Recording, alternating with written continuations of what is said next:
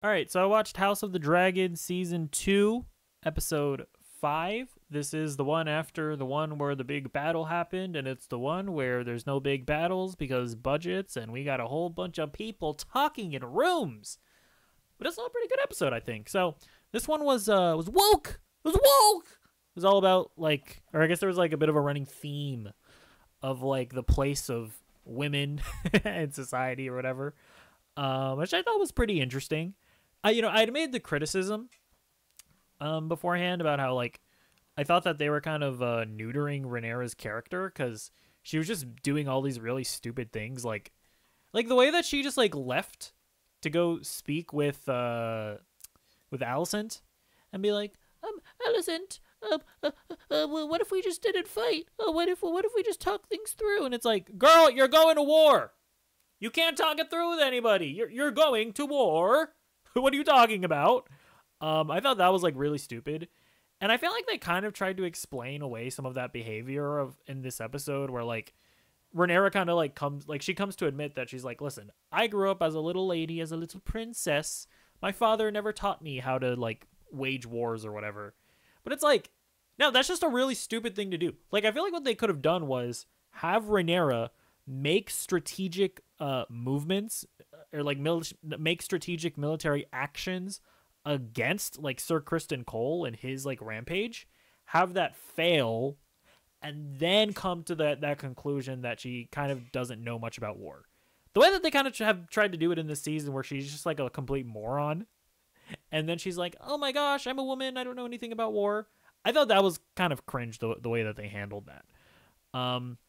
So yeah, I don't know. They need to make Rhaenyra do something cool soon.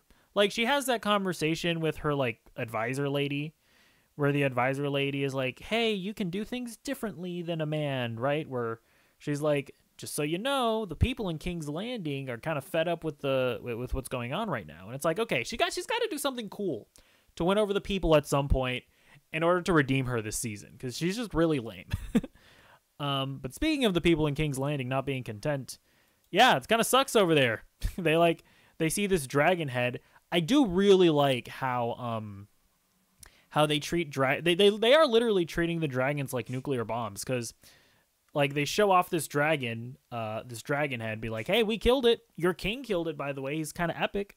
But the people are just like, oh my god, they are gonna just full on wage dragon warfare. This is gonna be a disaster. And that would be the same way that we would react if if the United States ever went like, hey guys, we just nuked this other country. Yeah, that's right, we're badass. We would be like, oh shit, we're dead. They're gonna nuke us too. So I do really like how they handle dragons in the show. Then yeah, speaking of that king, burnt to a crisp. So yeah, he's kind of he's dunzo. He's dunzo garbanzo. And yeah, then you got a fucking Alicent, more like feminist stuff or whatever, where she was like, I can be the king in his wake. I can be the king. I can do it. And then the guys there were like, you're a woman? Sorry, but we need a man on the throne. That's why we're gonna choose Aemond, I think, right? He's the eye patch kid, right? And yeah, so there we see sort of Aemond's plotting coming to fruition and getting on the throne or whatever. And yeah, I mean, it definitely is interesting, because I remember last episode I was kind of wondering, I was like, did Criston Cole directly see Aemond kill the king? I mean, it definitely feels like he did, because he definitely looks guilty in this episode, or he feels guilty. So yeah, I mean, this was all like his eye patch kid's plan of like killing the king in order to eventually take the throne or whatever. So I thought that was cute. Alicent's all like, this is sexist.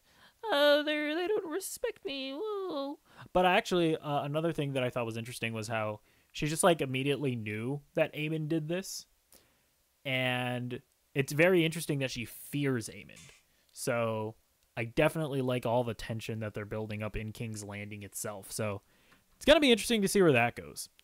Yeah, I also thought it was funny that she was like, we had sex And you didn't back me up? You ate... Okay, I'm not going to make that joke. We had sex and you didn't back me up? That was I thought it was just like a funny interaction. Like, Allison feeling like she feels betrayed because they have their affair or whatever. The other thing I really liked was this little family here. They're very much like, there are point of view characters of being a peasant in King's Landing. Kind of sucks ass, I guess. Don't it? I also really like Damon tripping balls or whatever. He's confronting his demons. I mean, it's very interesting. We'll see where this path goes. Is he actually going to like learn the error of his ways or whatever and fall behind Rhaenyra? Or is he gonna like just delve even deeper into depravity and jealousness and incontentness? It's probably the latter if we're being honest with ourselves. I kind of don't know. I feel like it's Game of Thrones. Like I feel like Daemon isn't gonna just like all of a sudden change his mind and be like, actually, I'm cool falling behind Rhaenyra. I'm good on that actually. I don't need to be king. Kind of don't see that happening. So yeah, I super appreciate how not only are the sides conflicting in the conflict so far, but they're having their own interpersonal conflicts that could potentially bring either side down within each other. So yeah, like this episode didn't really have any action at all. They didn't even show the Daemon's dragon killing the guys. They didn't show it. They're like, we ran out of budget, okay? We wasted it all in the last episode. We're only alluding to Daemon's dragon killing the guys. So yeah, I enjoyed the episode, even though there wasn't any action. I appreciate that, like, because in the last episode I was like, yes, finally we're at where the conflict is here, where we're not just building up to it anymore. I would argue that even though there wasn't any fighting or war or battles in this episode, we're still dealing with the conflict, like the war conflict. So just want to specify that as well. But let me know what you think in the comments down below. I'll see you in the next video. Goodbye.